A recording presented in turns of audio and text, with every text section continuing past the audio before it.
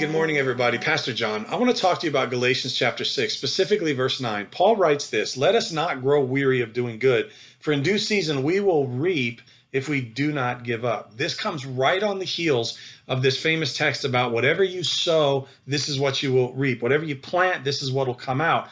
And as a matter of fact, he says, if you plant things that are of the flesh and that are poor, then you're going to have a poor harvest. If you plant things that are of God, then you're going to reap, he says, eternal life in verse 8.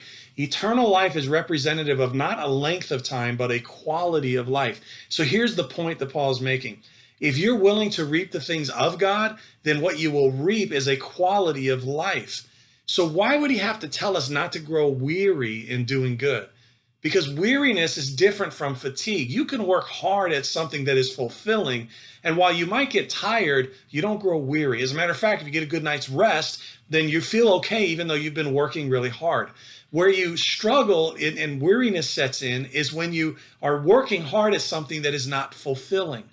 And why are things not fulfilling? Because we have poor motivation. See, Paul actually is talking in the first part of chapter 6 about the fact that some people are motivated by the flesh. Some people are motivated by what others think. Some people are motivated by the things that are not of God. And he says, if you're motivated by these things, you will grow weary. And sometimes the good that we do is not really for the reasons that fulfill us. It's for the reasons that make us weary, because we're worried about what people think. We're worried about the credit we're going to get. We're worried about if anybody's ever going to notice. And these are things that will wear us down. As a matter of fact, our motivation for doing good should be from what Jesus says in Matthew chapter 5, verse 16, when he says, "Let your light so shine before men that they may see your good works and glorify your Father in heaven." Did you catch that?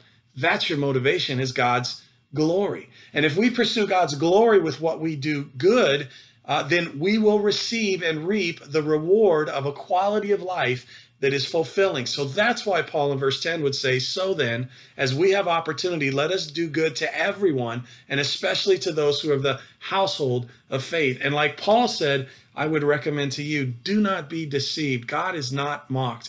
Whatever you sow, this is what you're going to reap.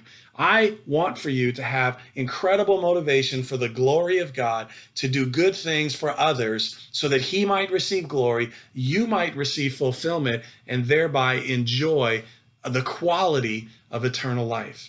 Let's get to it, Sunrise.